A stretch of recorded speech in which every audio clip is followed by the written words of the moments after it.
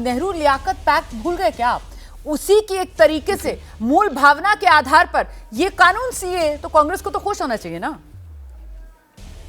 Thank you Romana जी। और मैं Pradeep sir की बहुत रिस्पेक्ट करता हूँ, बहुत वरिष्ठ पत्रकार है, और क्योंकि उन्होंने नेहरू लियाकत पैक्ट का जिक्र किया 8 अप्रैल 1950 को, उसको दिल्ली पैक्ट भी कहा जाता है आपके दर्शकों के लिए। इस पैक्ट के विरुद्ध प्रदीप सर जानेंगे, अप्रैल 1950 में डॉक्टर श्यामा प्रसाद मुखर्जी ने इस पैक्ट के विरुद्ध रिजाइन किया। उनका रेजिग्नेशन लेटर भी मैं पढ़ लेता हूं, बट उतना समय है नहीं। इस पैक्ट के खिलाफ उन्होंने रिजाइन किया। अच्छा। ये इतिहास की सच्चाई है जी, बिल्कुल। आप प्लीज मुझे हर चीज में फैक्ट चेक करना। मैं इस पेटिशन के इतना मैंने पढ़ा हूं, तो ये प्रदीप सर भी जानेंगे। श्यामा प्रसाद मुखर्जी अप्रैल 1950 में रिजाइन करते इस पैक्ट के खिलाफ। बट हम मूल बात के ऊपर आते हैं, जो मैं मूल बात कहना चाहता हूं। अभी जो हम कह रहे थे कि हमें जो पीड़ित सिटीजन्स है, जो माइनॉरिटीज है अलग अलग देशों में, हमारे इर्द गिर्द जो देश है, जो वहां पर जिन पे अत्याचार होता है, हमें उन्हें सिटीजनशिप या नागरिकता देनी है, बिल्कुल सही देनी चाहिए। तो जो मदेसीज है नेपाल के अंदर, जिसके लिए भारत ने, वर्तमान प्रधानमंत्री माननीय नरेंद्र मोदी जी ने ब्लॉकेट किया, संविधान के अनुसार उनको बाहर रखा गया, और वो मूल भारतीय है। उनके साथ नेपाल में भेदभाव क्यों होता है? क्योंकि भारतीय है। रोमाना जी आपने इसको कवर किया, उनको हम नागरिकता क्यों नहीं दे रहे? देखिए सवाल ये, मैं एक उदाहरण से अपनी बात समाप्त करूंगा।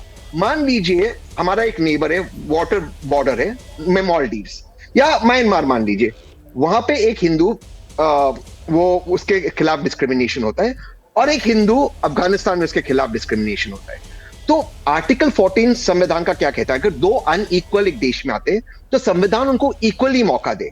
आप अफगानिस्तान के हिंदू को सिटीजनशिप दे रहे, लेकिन वही हिंदू जो म्यांमार से आया आप उसको नहीं दे रहे।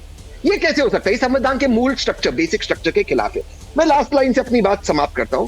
मैं सिर्फ ये कहना चाहता हूं, अगर जितने भारतीय है, जो भारत मूल के लोग हैं, जो ऑलरेडी भारत में आ चुके, क्योंकि इसका डेडलाइन 31 दिसंबर 2014 है। एक तो मैं इस पर भी चैलेंज किया, 31 दिसंबर 2014 ये क्या नंबर है? ये कहां से ये लाइन आया? ये आर्बिट्री है। 31 दिसंबर क्यों? 30 दिसंबर क्यों नहीं? 1 जनवरी 2015 क्यों नहीं? इसका सर अब तक तुषार मेहता ने जवाब दे दिया, लेकिन मान लो 31 दिसंबर।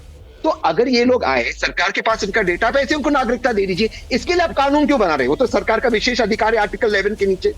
इसलिए बना रहे क्योंकि भाजपा को हिंदू मुसलमान करना। मैं दोबारा से कर, इसका मुसलमान से कोई लेना देना नहीं। मेरे जो मैंने प्रश्न पूछा, एक म्यांमार से हिंदू पॉइंट जो पूछ रहे हैं बहुत तर्क के साथ पूछ रहे हैं, और इसीलिए आप जब बात रखते हैं उसके बाद मैं सीधे डॉक्टर अजय आलोक के पास चलती हूं और आप ही की बात को दोहराते हुए चलती हूं। डॉक्टर अजय आलोक, यहां पर जितने उदाहरण तहसीन दे रहे हैं वो ये रेखांकित करने की कोशिश कर रहे हैं कि साहब इस कानून के जरिए सटल मैसेजिंग बीजेपी की तरफ से ये बताने की अपने कोर वोट बैंकों की, देखो हम मुसलमानों को उनकी औकात दिखा रहे हैं, मतलब ये औकात शब्द तहसीन ने इस्तेमाल नहीं किया।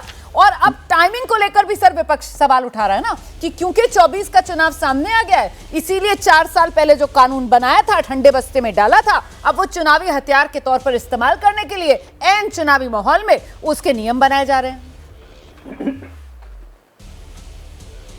तहसीन जी ने बिल्कुल सही बोला कि श्यामा प्रसाद मुखर्जी ने नेहरू जी से संबंध खराब हुए और उन्होंने नेहरू लियाकत पैक्ट के कारण इस्तीफा दिया और अलग करके राष्ट्रीय स्वयंसेवक के साथ भारतीय जनता पार्टी की एक नींव रखी। बिल्कुल सही बात है। क्यों नेहरू लियाकत पैक्ट का विरोध क्यों किया, ये तो बताइए तहसीन जी। हिस्ट्री के तो बहुत अच्छे जानकार हैं आप।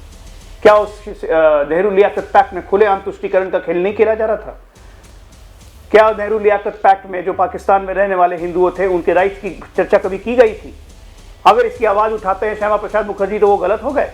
आप ये क्यों नहीं बोलते कि नेहरू जी ने वो पैक्ट ही गलत किया था?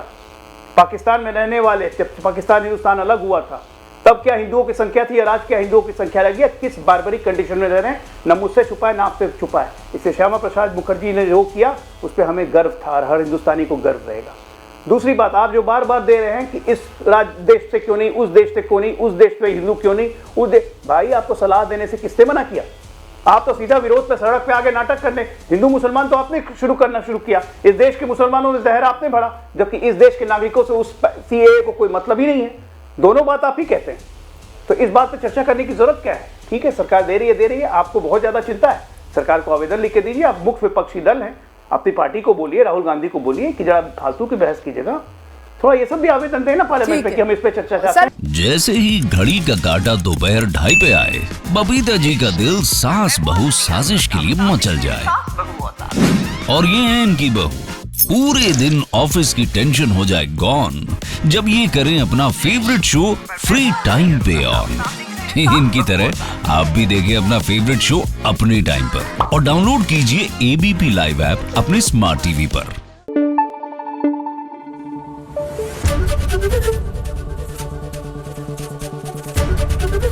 एबीपी न्यूज आपको रखे आगे।